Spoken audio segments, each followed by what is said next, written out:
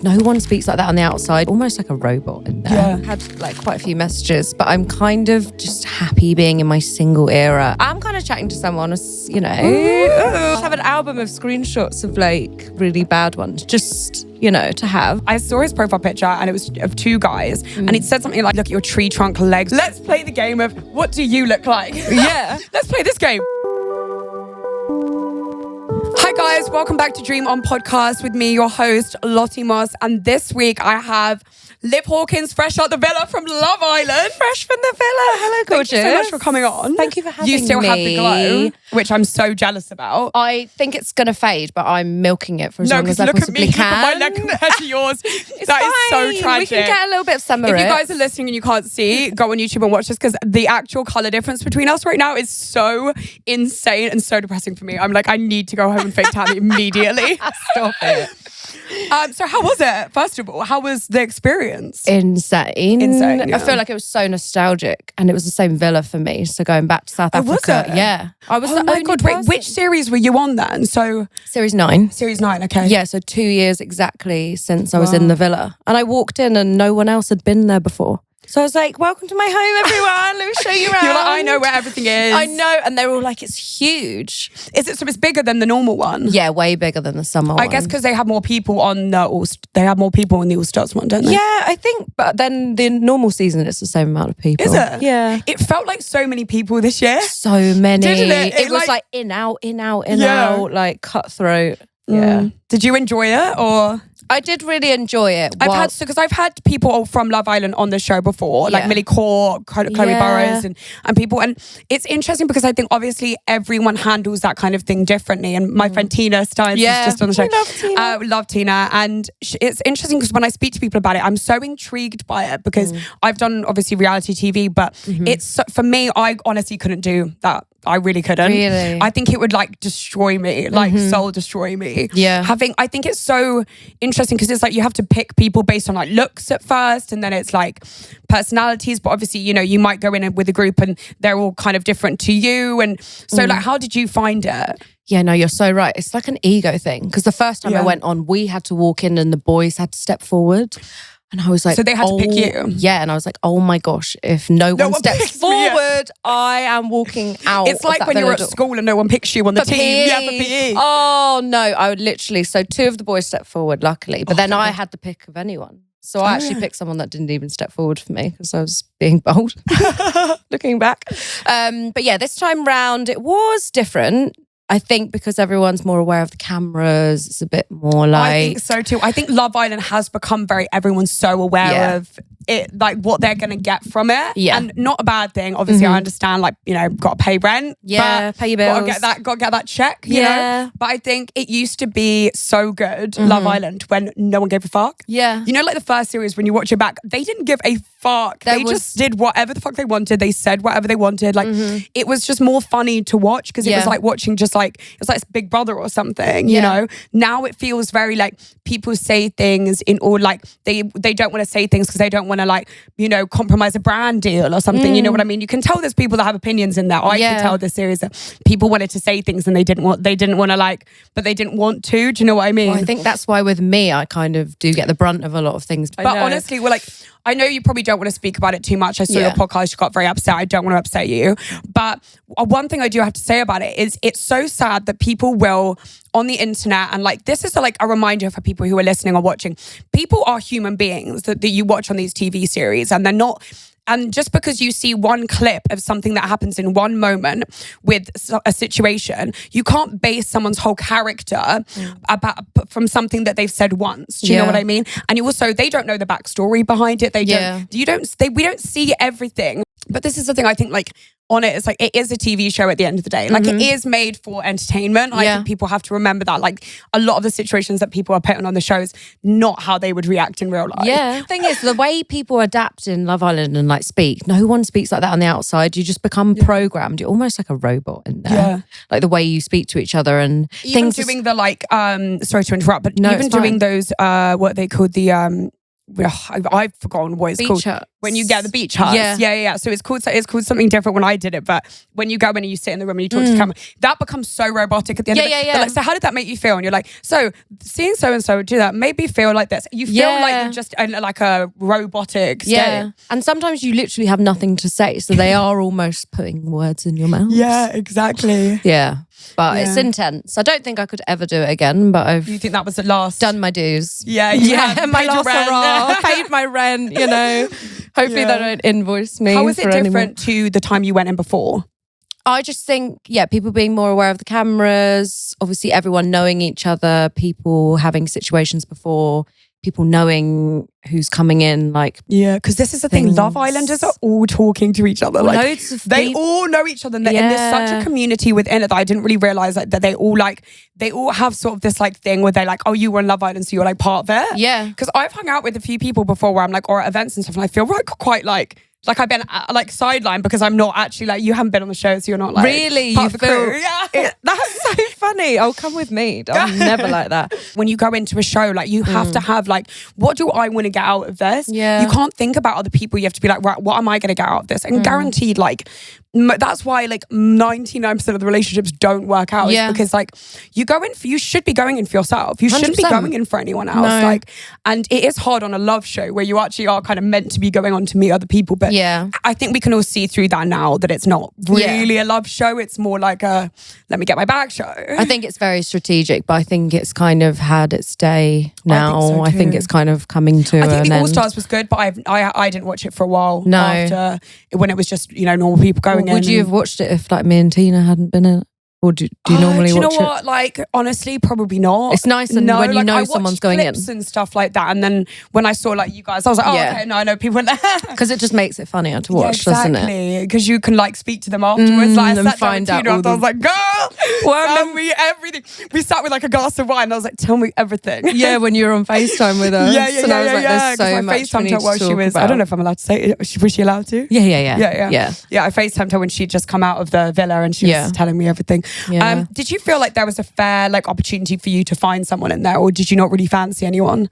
I feel like it was fair to an extent, but I don't think there was anyone in there for me. Yeah. When I actually look back and deep because that's a hard thing, and I think a lot of people go in there and like you're kind of just forced. I think that's as well why things don't work out, because people go in there and they're like forced to be around these people. So when you like work in an office, right? Yeah. Not that I ever have, but like when you work in an office and you fancy someone in your office, but only because you work with them every day and you see them all the time. It's like an office romance. It's the same in Love Island. Like I feel like the people that you kind of are forced to go for on the show are people that you wouldn't necessarily like give the time of day. You'd maybe like be like, oh hey, like let's go on a date, but you wouldn't like full on like be like sleeping in a bed with them. Yeah, you wouldn't be like that's the thing, sharing the bed. And some people go in and their journeys like day one, meet that person, smooth sailing. For me, it's just never been that. But I literally can't fake it. Yeah, I can't force it. I couldn't fake it on that. And I'd feel too bad on the other person. Like if I was just stringing a boy along and then I came out and I was like, actually, honestly I'm not couldn't even like pretend to like. So like I had that like I'd be like, ugh, if they tried to touch me, I'd like get off me. So you wouldn't do it again? No.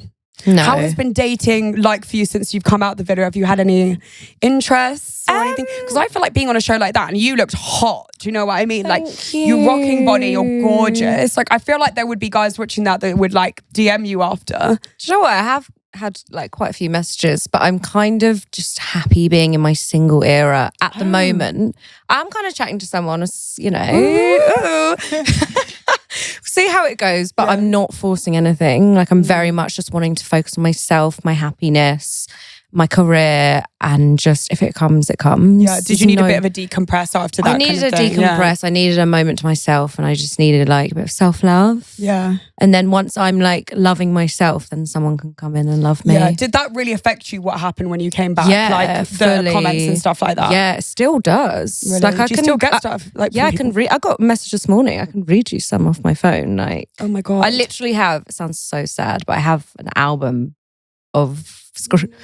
No, don't do that. No, don't do that. I just have an album of screenshots of like really bad ones, just to have. But like honestly, not that I go in and read them. It's just so I like, if I ever need.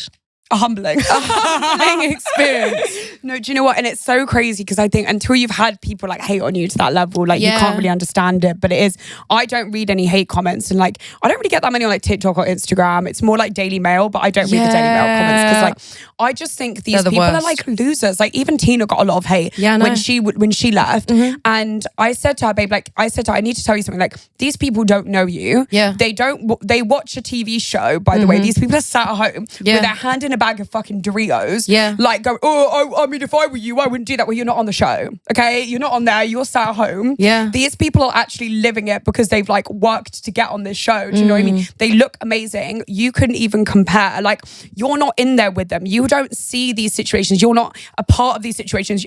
And they sit there with such confidence, being like, "Yeah, I wouldn't do that."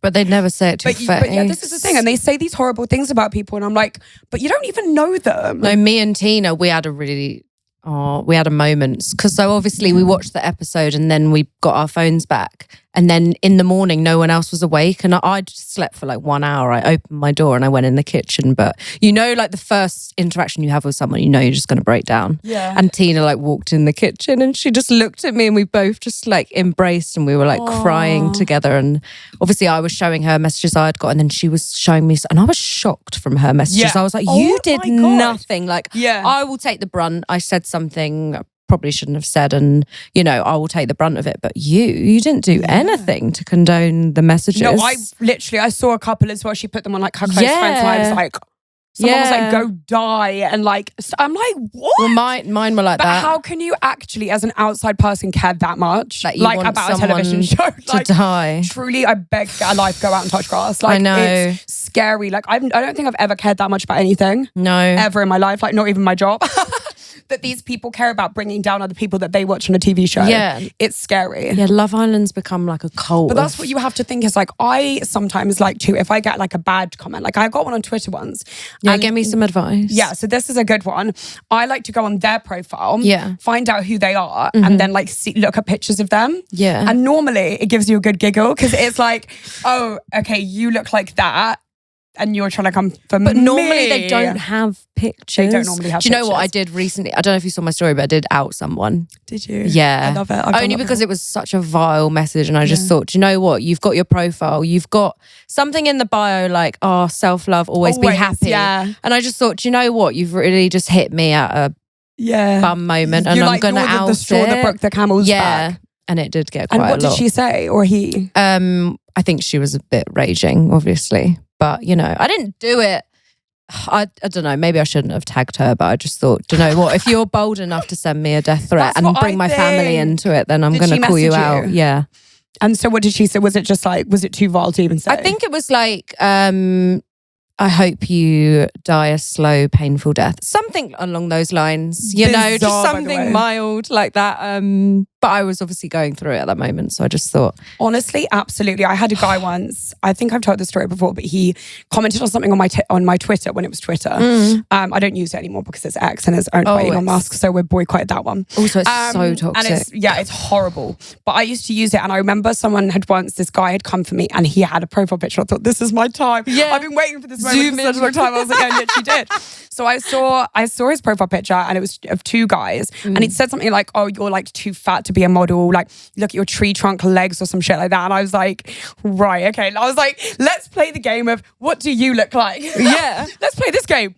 And it's funny, I looked at his profile picture, and obviously he was like some bald, white, middle-aged man, like literally not an inch of hair on his head. And so I screenshot the picture and I sent it to him, and I said, is this you? And I did this publicly. I went, is this you? Yeah. Replying to his comment, and he went, yeah. And I went, exactly.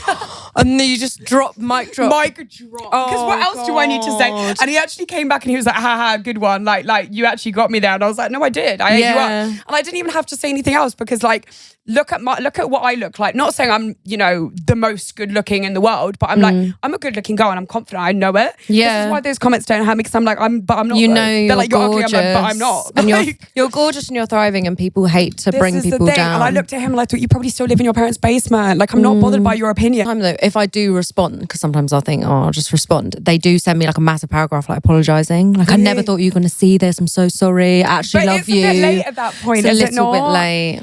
Is it not? I know. Okay, well, let's move on from Love Island because you've done so much in your life. I have. You have. So you're an actress, a dancer. You've been a ring girl, which I want to talk about because I've actually never met anyone that used to be a ring girl. Really? I don't think so, no. There's a few of us. So Maura did ring girling before me for Matchroom, and then I took over her role for Matchroom. Who else has done ring girling? There's a few girls from Love Island that have done it. What's it like?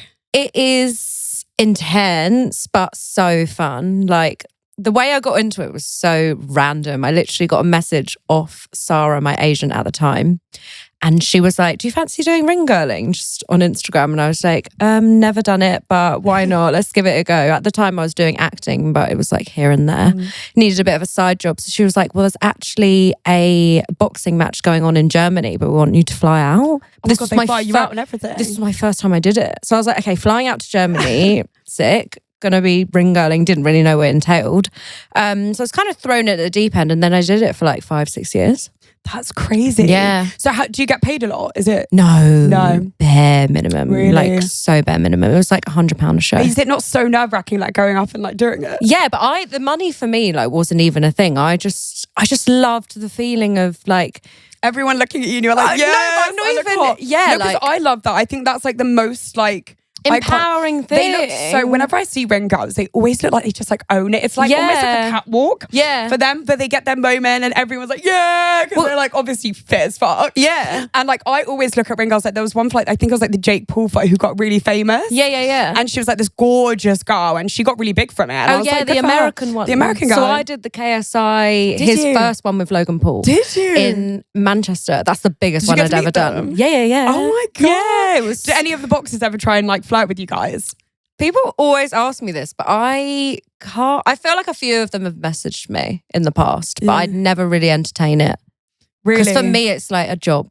Well, also because you might have to see them again. Yeah, so awkward. But no, I had the best time doing that. I'd actually love to just do a one-off. Maybe if like, I don't know, Tyson Fury and oh my God, yeah, Anthony Joshua fight. Yeah, for a big fight, that would be fun. I'll get my heels back on and do it one more time. What are the costumes like? So they tend to be dresses. They're not too revealing. I thought they were like, don't they do in America where it's like a crop top? Yeah, and a skirt so in America they do like the tight crop tops and the shorts. I've never done. I think maybe one time I maybe did, but I don't know. I don't tend to like doing it. I feel a bit. Yeah, it's a bit much. It's a bit much. Yeah. Feel a bit exposed. Yeah.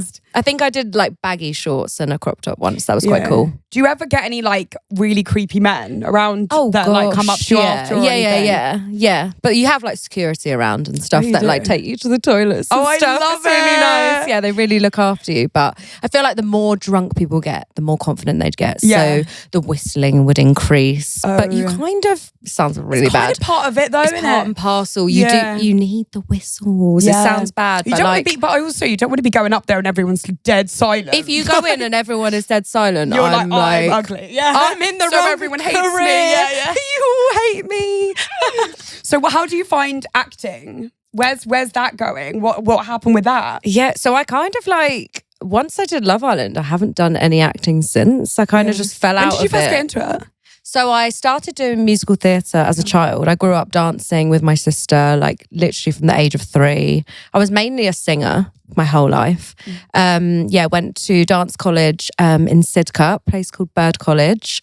And then in my second year, I auditioned for Mamma Mia, the West End musical. Got to the finals, didn't get it. I actually remember Amber Davies, who does all the MD now. She was in my audition. Didn't get it, but I did Billy Elliot when I was 11. I was a ballet girl, on the West End. Yeah. But I feel like I'd love to go back into West End. Yeah, I watched, and I went to go see Devil Wears Prada the other Did day. you? Yeah, and I loved it. Yeah. But I honestly like hats off to the performers. Yeah. It looks exhausting, and like the fact they have to do like several of those a day. Yeah. And then for like months as well. Like, how do you do it? Is it like a week? Is it 5 days on and then 2, like the weekend off, or do you not get? Is it not? So when I did it, I was obviously a child. So I'd go into school, I'd do one lesson, and then my mum would take me out. I felt like I should have got into musical theatre. I felt so cool. I was like, bye guys, I'm just going on the train. I've got a show up in London, So I'd get on the train and I'd only do 3 shows a week because as a kid you're capped, unless you're like the main Billy or whatever.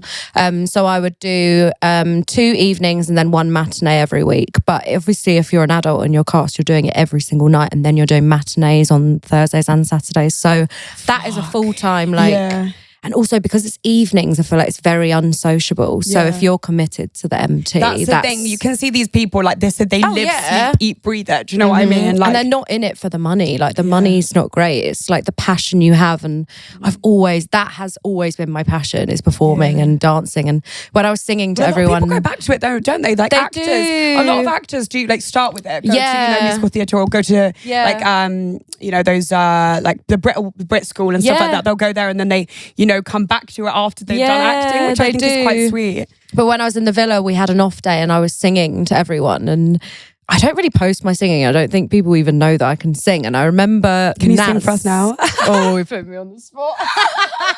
I know. Everyone who sings hates being put on the spot. Because I just know I would probably hit a bum note, and then I was like, oh, haha, she thinks. No, I won't ask you to do it. I was kidding. Maybe after. And I remember Naz like started crying, and even like Scott, and everyone was like tearing up, and I was like, okay, you don't have to gas me up. Like, I know I can sing, but maybe they were exaggerating a bit. I don't know. But they were all like, no, Liv, you need to like post more about this. You need to go back in and do it. I think that's all it is really nowadays, is like just posting consistently of it. And like, going into getting yourself in the studio and doing these things. Like so many people that I know who are musicians, they just in the studio all the time. Yeah, just like pumping out song, like every other day, just like pumping out a new song, just trying to like, because you never know, like, and this is the thing, you could have one hit and then nothing happens to it. And then you keep pumping out and then people aren't really liking it. And then you're like, oh my God. Yeah. And then one other one takes off like a year later or something. It's just very hard. But I feel like you're probably used to it because you were in musical theatre. You're used to like the rejection or the you know what I mean? It's the up and downs, isn't it? Yeah, it's like no. I think that's what's made me so strong as a person. It's like character building. Like from a young age, I've been so used to no's and auditions and stuff, and that's where I've really got my thick skin from. But I guess being on reality TV has like knocked it down a little bit. But like it's just rebuilding it back up and remembering who we are. And that's the thing. It's so funny because I've met people who are so resilient with things, and then they get knocked down by like hate comments. I'm like, oh my God, who cares? I know. Like these are random people. Like when you go to like musical theatre, you're auditioning for a role. These are like directors who actually like know what they're talking about. If they say no to you, you're like, oh, I'm shit. Like, and it's not that. It's just you're not right for the role, or you're not the right person, or whatever. Yeah. But that's so much more like, that should be so much more of a like hurt thing than it should be some random person on the internet being like, you're shit. Like, I know. Because it's like, what do you know? And then there's like hundreds of nice messages. What have you produced or directed or, song ever in your life? You've never worked with anyone. Do you know what I mean? No, I know. So, but like you just have to believe in yourself. You honestly. do. And no one else is going to believe in you as much as you believe in yourself. Absolutely. And like I'm definitely a person that's been knocked down like a fair amount of times. And it's like, it's really got to me. And I have days even now still where I'm like, oh my God, like no brands want to work with me. I like have tried this, I've tried that, and it's still not happening, and this isn't happening. But then I'm like, actually, you have so much going on in your life. Like, you've been through so much though, and you are so strong. No, genuinely, when I look at you, I'm just like, you're such a role model for young girls. You are though. When I watch you, you're just so confident and you just radiate just happiness. I mean, babe, I've got to be at this point. No, but genuinely, because I was reading up yesterday. I did a solo episode by myself where I read out horrible Daily Mail article, like headers from different press articles and things like that, and I was just like, oh my God, like I just laugh at them now. Yeah, and I was reading them out, and I was like, oh my God, this one's funny. Yeah, and it would be like, Lottie Moss is a cunt, and I'm like, wait, this one's good, guys. Like I actually just think they're funny now. I like read them and as like an out of body experience. Like I read it and I'm like, that is not about me. Like, do you ever just read your name and you're just I can't even relate to them because none of them are really what happened. Yeah, or really true about me, and it's like they judge my character on things that I've done. So same as you, they'll judge your character on things that you've done or positions that you've been in your life. And you're like, and I'll look back and I'll be like, well, that's not me now. Yeah, like they'll be like, oh, like she went to rehab for this and then she had it, and I'm like, yeah, okay, like 5 years ago. Yeah, literally 5 years ago. Like I am a completely different person now. Like, and it just doesn't define my character with the things that have happened to me in my life or the things that I've done in my life. Like I was young once, we all were, we've all made mistakes. Yeah. What was your most exciting acting job you've ever had? My most exciting... I've done quite a few things. I played a trophy wife once. That was very fun. That was an ITV like comedy thing. And okay, so I was an extra, but I still take it in James Bond as a waitress. That's iconic. Which one? Still got to pass him the No Time to Die. Oh my God. Yeah. That's cool. Done quite a few bits. But I definitely would love to do more acting. You're gonna get back stuff. into it? Yeah, I'd love to. Yeah. Do you find it harder now you've done Love Island to get back into it? Yeah. Because I know if I went into that room that they'd know me from reality and it would be harder. That's the thing. And I like doing reality TV actually like really can affect future jobs. Definitely. Like I find the same thing. But then actually there are a lot of casting directors who don't care. Yeah. So... And also they quite like it. Yeah, like I actually really got asked to audition for The Gentleman, the series. Did you? By Guy Ritchie. And I was like, hey. Like by the Guy Ritchie. Guy Ritchie had asked somebody that was connected to me to ask if I would audition for the lead anytime character. you see a Daily Mail comment now, you need to reply like, I know Guy Ritchie knows who I am. Guy Ritchie asked me personally to audition. I mean, it could have been his team, but no. We'll take that and run with it. We'll take that and run with it. No, because and I was like, oh my God, but they'd given me 2 days notice, and the monologue was big. Oh. It was a long one, and I thought, oh God, and I was doing acting lessons at the time, and I just felt so overwhelmed with it. Yeah, I was like, I literally had less than 48 hours to do it. Oh, that's a lot. Obviously, like including sleep, like so that was like 12 hours gone from that. So I just felt I really. And the thing is, people don't understand with acting is you can't send a bad self-taping, because if you send a bad self-tape, they'll never book you. No, and you can't go in with lines. Oh no. No, I mean, to be fair, luckily this was just a self-tape, so I didn't have to go in. But like I thought, if I send it in and it's bad, it's just gonna look shit. Like Guy Ritchie's gonna be like, ugh.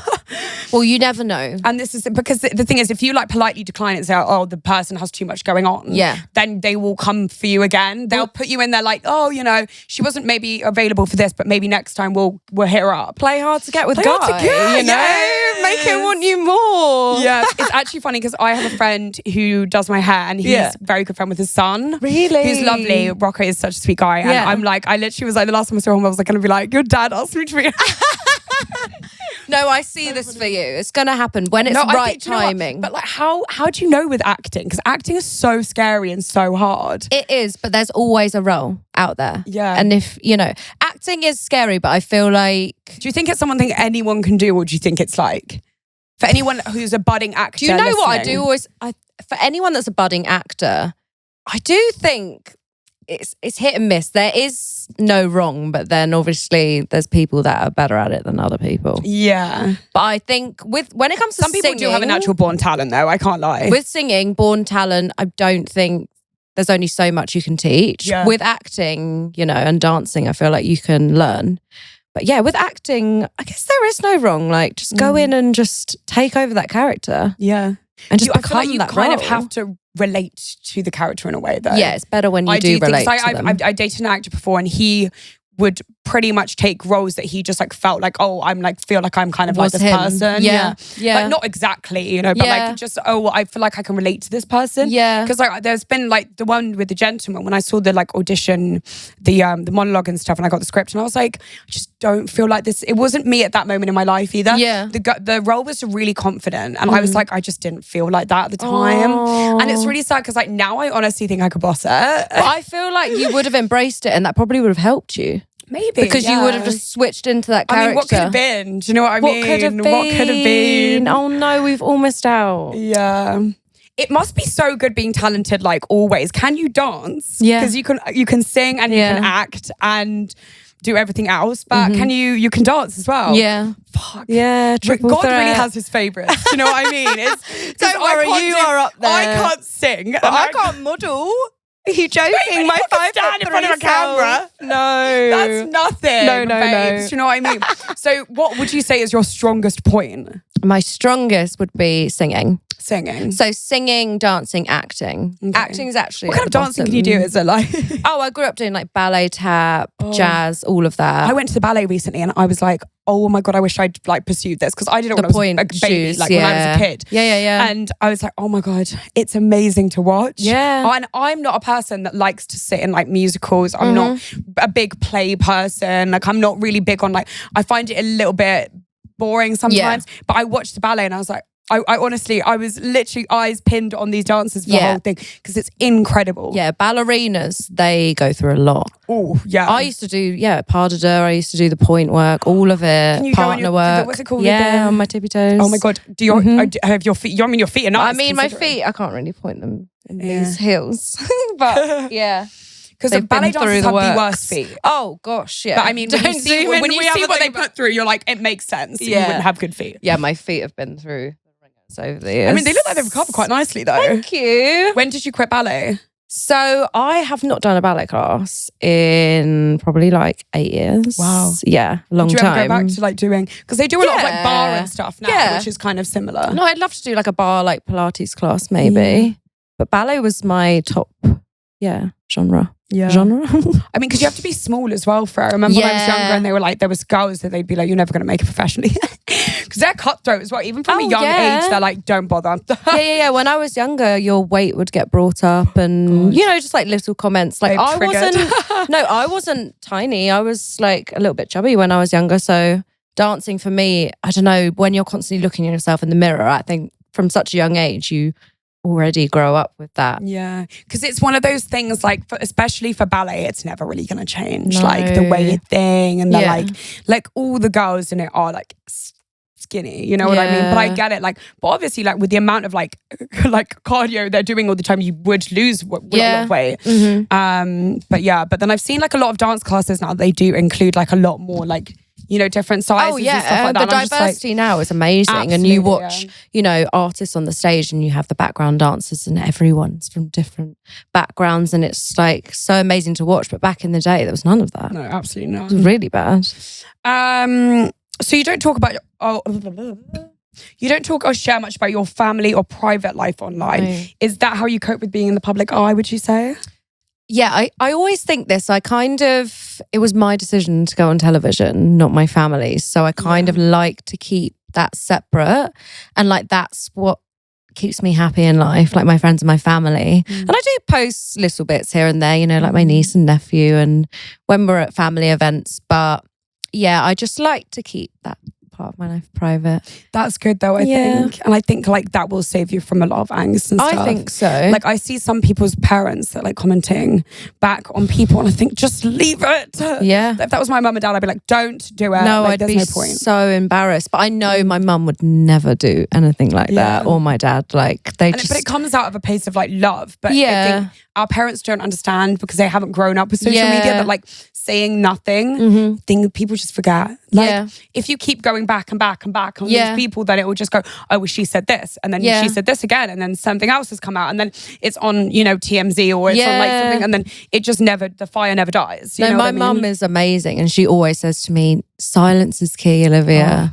Just be silent and let it all play out in front of you. And I really do listen to her because there's been times where I've been like, oh, I just want to say something or respond, and she's like, silence is bliss. I wish I'd chosen silence in some aspects of my life. I'm not but you live and you learn and you make mistakes, but you know. I used to share way too much about my life and it just felt like every person in the world was involved at one point, and I was like, I just can't keep doing this. How do you feel about like posting like dating life online?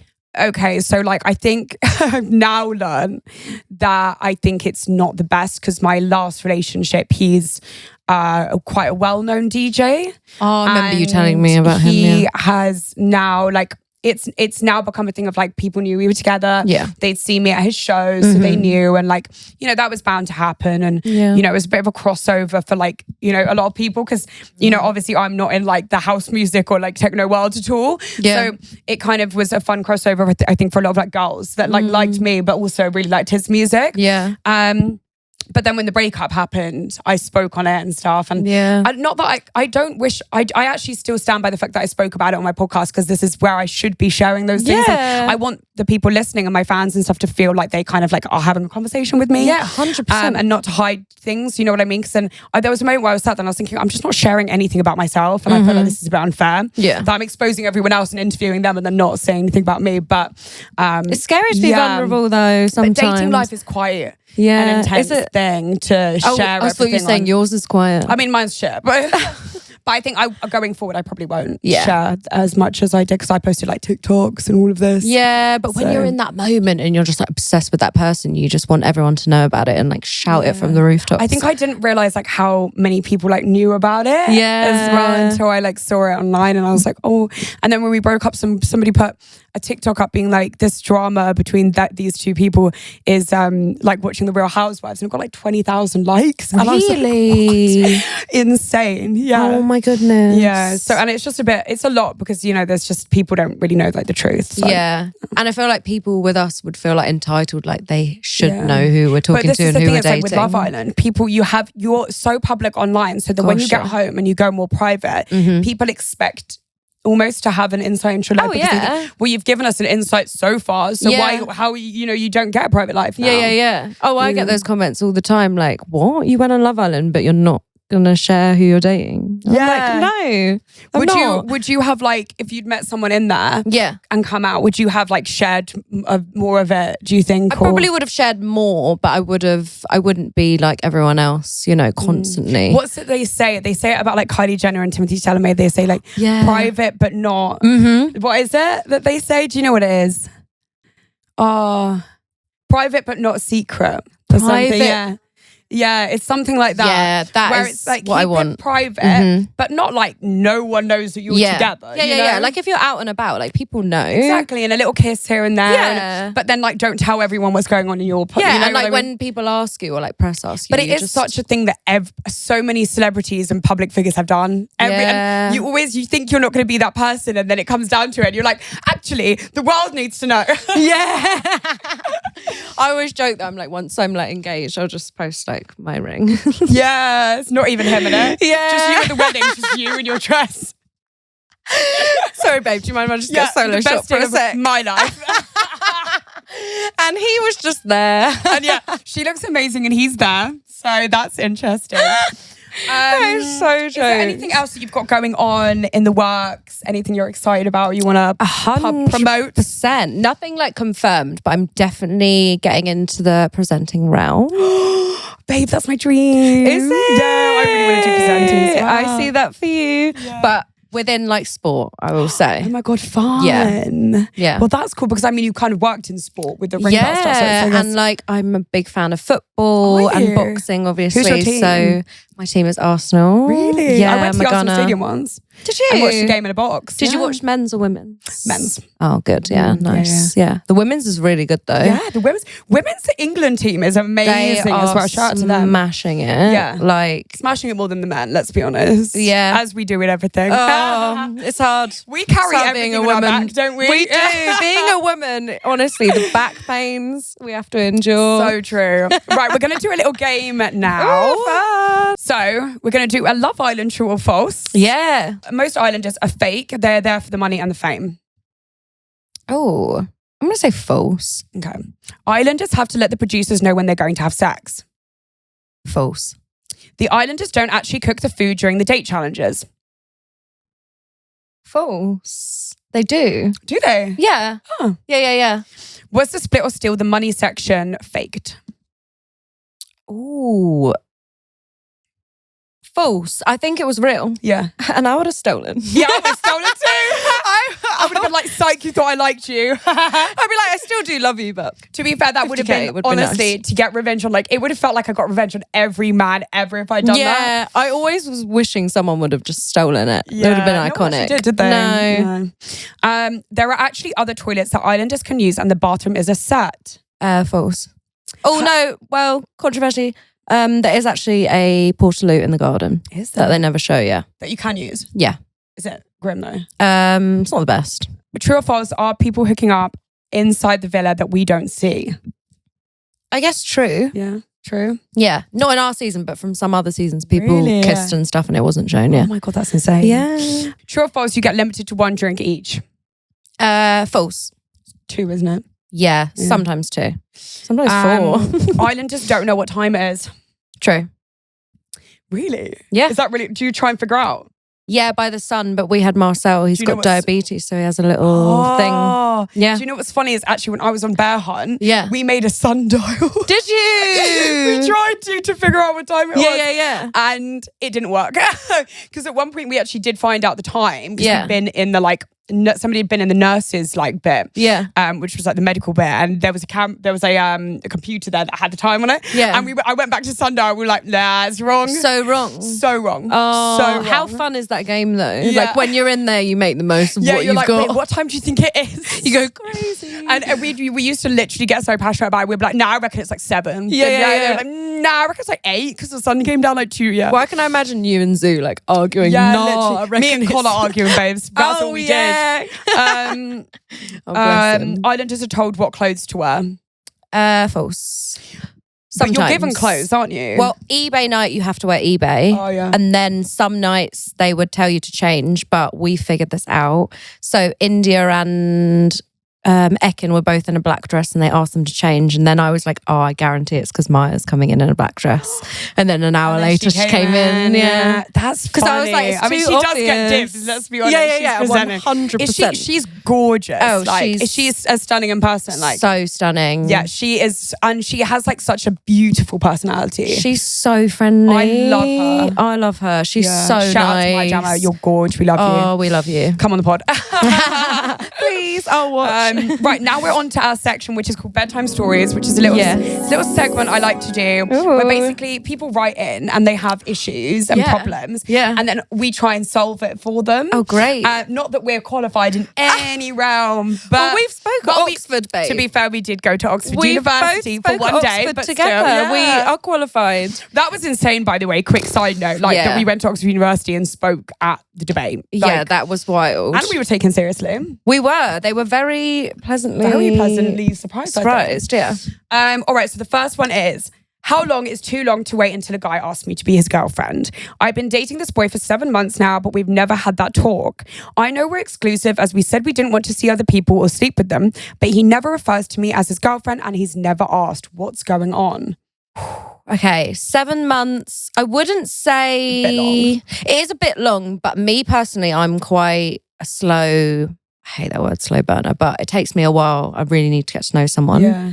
So I don't think it's a complete write-off, but I think just have the conversation, just rip off that plaster. Literally, you have to at that point just say, where is this going? I know it's so cringy and corny, but at that point, you kind of have to be like, am I wasting my time? Yeah. Do you know what I mean? Putting your energy in. Dating someone, those girls that spend 2 years dating someone, and I think, I've been there. He's mugging you off, I've been there. Yeah, 2 years. Really? 2 years? Yeah, on and off. Yeah, I know. God, to be fair, I've had a situationship for a year. And he didn't want to make me his girlfriend because he was like, I'm scared I'm going to fall in love with you type shit. And I was like, you should have already in the first date. Yes, right?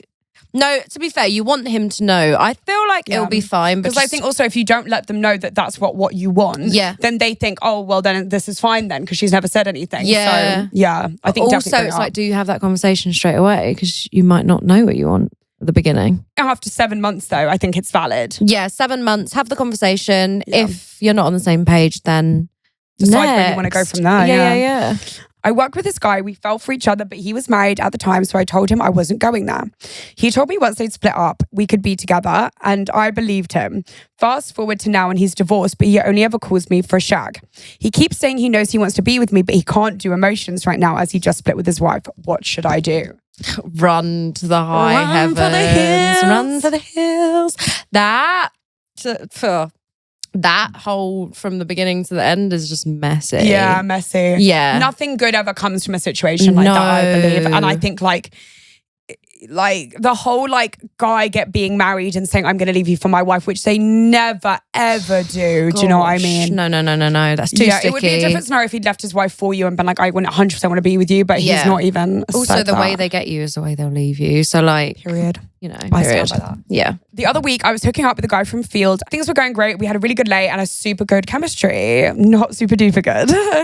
That is until I decided to go down on him. He had a piercing down there, and it turns out I'm very allergic to the nickel while in the barbell I was sucking on, I started to have a severe reaction. He had to come to A&E with me whilst my mouth swelled up like I'd had botched fillers.